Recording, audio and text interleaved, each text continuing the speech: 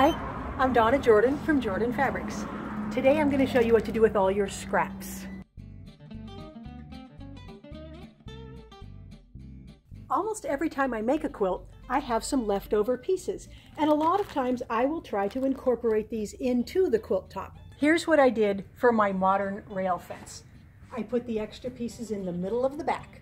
In the Disappearing 9 patch, I made a fancy diagonal section, again, on the back side. In the 3-layer cake quilt, I had a lot of pieces left over, so I made a large patchwork section for this guy. Now, instead of using the matching scraps in their quilt, today we are going to make a separate project. We're going to make a table runner. I have scraps here from Jelly Roll projects, and they're all different projects here. So I've got colorful ones, I've got some batiks, I've got some old-fashioned prints, we've got some reds and grays, and I happen to have some neutral strips here left over. And if you don't have any neutral strips, you might want to cut a few. If you want to make it all scrappy, it'll be a lot more colorful, but it will look better if you mix in some neutrals.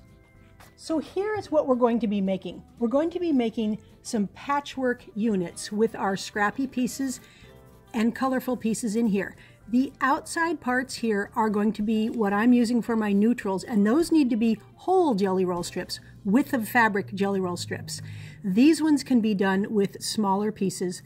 Then we're going to need some colorful long strips here. Again, those can either be long or they can be pieced. So we're going to start off with this section here. We're going to start with 2 of our neutral strips, and then we're going to get some scraps. So these are scraps from projects that are all at least 5 inches long. Take your first strip here and take one of the scrap pieces and stitch it onto the edge. We're just going to use a 1/4 inch seam. Then we're just going to grab another scrap piece. I'm going to grab a different color, and I'm going to put this one onto the strip. So I'm just putting the edges right next to themselves here, and I'm not going to worry if it's perfectly straight, and keep stitching. So just keep adding pieces until you've got your whole strip covered with scraps. Now we're going to finger press, and we're going to press these seam allowances towards the scrappy pieces and away from the long piece. Now we want to add this strip to this side, and the easiest way to do this is to flip this whole thing over, even up these ends here, and start at the top. Again, use your 1/4 inch seam, and when you come to where these 2 pieces go together, just make sure you've got it laying nice and flat.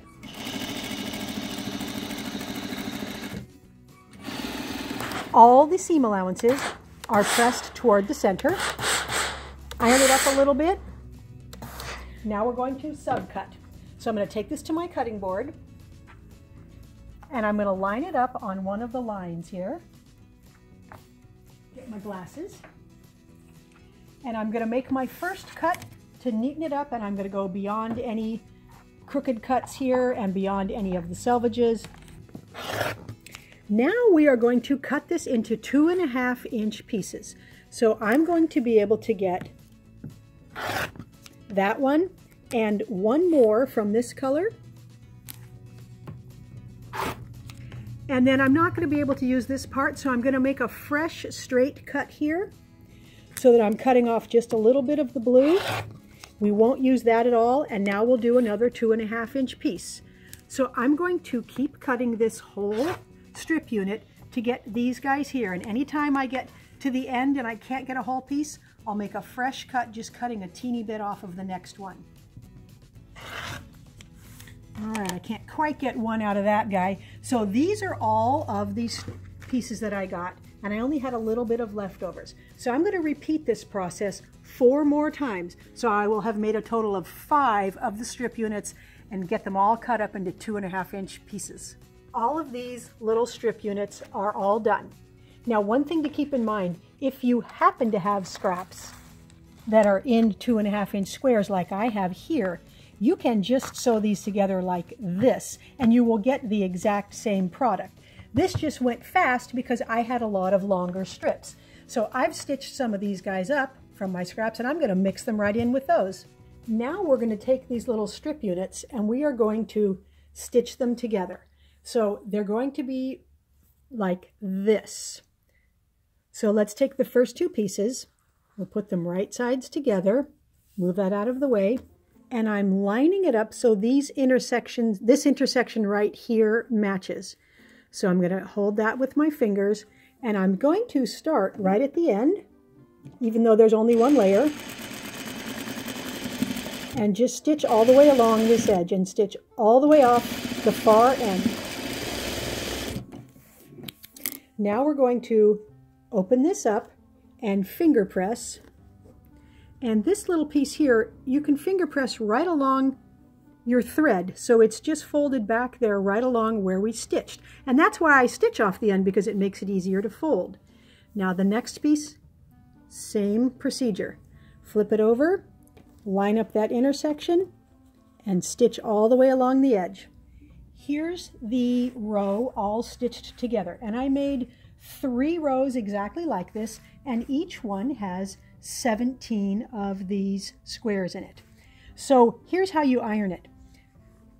I'm going with the grain. I'm not stretching it because it'll stretch this way because it's bias. But if you go with the direction of the patchwork as you iron and just stick all those seams, right now they're all going to the left, and I'm curling this one under along its stitching line. Even though it's not stitched to anything there, it's folded back a 1/4 inch. And don't worry if it doesn't stay folded, because we're going to be trimming this off. So if yours happens to go like that, it doesn't really matter. But it helps you straighten it if you kind of pinch it and pull right there and iron all the way down the row. Even though I have it ironed nice and flat, I like to make sure it's straight. So here's an easy way to do that. Get a long ruler and just make sure that those tips of the patchwork are all right along the edge of that ruler, and then give it one more steam press, and that will help keep it completely straight. Now we want to trim this nice and straight. So I'm going to put my ruler a 1/4 inch beyond all of these tips. And I'm not going to try to do the whole thing all at once. I'm just going to do a couple of spots, pull those away, make sure I've got this straightened up, and then just keep going all the way down the row. Once you have those long sides trimmed, you're also going to want to trim off the ends here. And I need to trim it to right here. So I'm going to go 1/4 inch beyond this line here. So it's going to be a lot easier if I turn it around. So if I'm going to line this up on one of the lines, and I'm going to put my ruler so it's about a 1/4 inch beyond that intersection there. Make sure it's straight. You can give yourself a little more than a 1/4 inch if you like.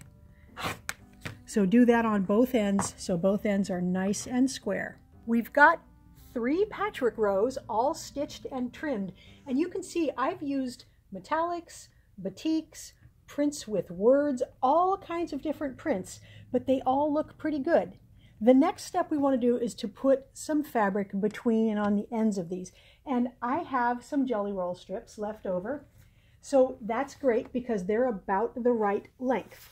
So I'm going to put some of these out. Now, if you want to keep using your scraps, you can stitch your scraps into a row that will go in the middle. I would keep it all in one color family, otherwise it might start to look, too busy. So I used a bunch of different blues here, but they all make a nice border. So I'm going to pick out some nice colors here, and I'll show you how to stitch them onto the patchwork sections. There are the colors that I'm going to use. So now I'm going to trim these jelly roll strips so they're the exact length of my patchwork strips. Then we'll stitch them on. Because the patchwork rows are all bias, I am going to pin these parts on so that nothing will stretch when I stitch it.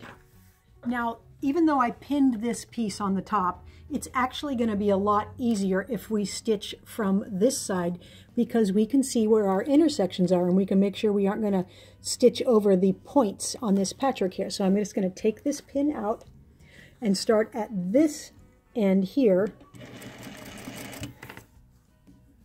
and stitch right along the edge, but I can then make sure that the point here is not getting cut off. When I stitch a little more, I can show you easier.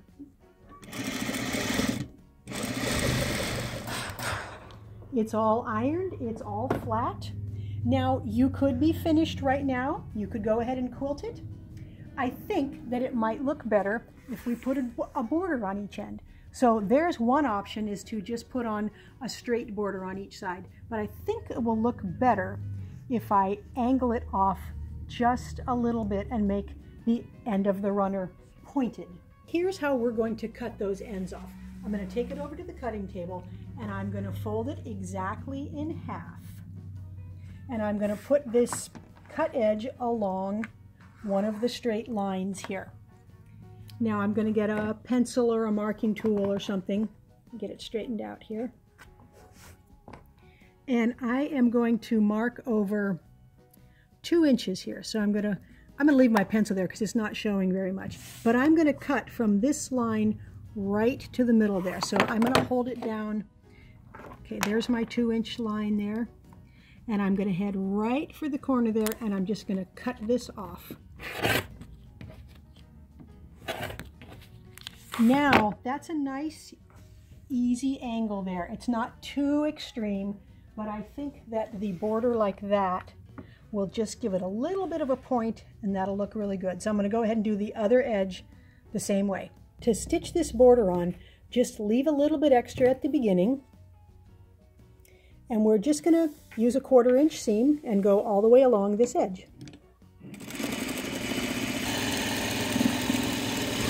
So we just have to sew beyond where the patchwork part is here. Then you can just veer off. Now we'll finger press this way and we'll take it back to the cutting table. Now we're just going to trim off the extra. So I'm going to line up my ruler with the edge of my cut part here and cut off this excess here. And I'll do the same thing on this side so that it's nice and even. Then we'll be ready to stitch the border onto here. So again, leave a little bit of extra at the beginning here, a couple inches. Put it right sides together and stitch along here. You can start all the way down here, even though it isn't 2 layers. And be careful you don't stretch the patchwork runner down here, because this edge will stretch a little bit if you're not careful. The runner top is all done. Now you could put this on a quilting machine if you like, on the long arm. I'm going to do a flip finish. So I'm going to put this right sides together on top of the back, and I've got that on top of the batting. And I'm going to pin around all edges, and I'm going to sew around all, and I'm going to leave a little opening here, and I'm going to flip it right side out and then do a little bit of quilting, and it'll be all done. I have the scrappy runner all done. And you can see how many different kinds of prints I used in here. This is from my last 3 or 4 projects. And then I added a few that I'm not sure where I got them from. This one, it's Asian with gold metallic. Here's a floral, a blue metallic. We've got grunge, Civil War, numbers. So really a large variety of prints, but they all look good because my background here is pretty uniformly light. Now, if your scraps from your project happen to be all light, you could use a dark neutral here and you would still get them to show up very nicely. It turned out 16 by 45 inches, but of course you can make this really whatever length you want, and you could add more rows. You can even use this pattern to make a whole quilt. It's really easy, and it's a really good way to use up all these little 2.5 inch scrap pieces. Thanks for watching our tutorial today on how to make the Scrappy Happy Table Runner. We hope you enjoyed it. Now we're going to have another giveaway. We've got 3 runners today. We have this very nice dragonfly dance. It's got metallics, it's got flowers, dragonflies on the back. second runner. All metallics from RJR, really beautiful prints. Oh, look at that floral there. It's got bursts of color. And then we've got something from Andover, Little Sweetheart this is called. Nice pretty red floral, and it's very easy to enter the giveaways. Just click the link below that says giveaway and put in your email address and your name, and you've got 3 chances to win today, so good luck. Now, if you don't want to miss any of our tutorials, be sure to subscribe to our YouTube channel. Happy quilting!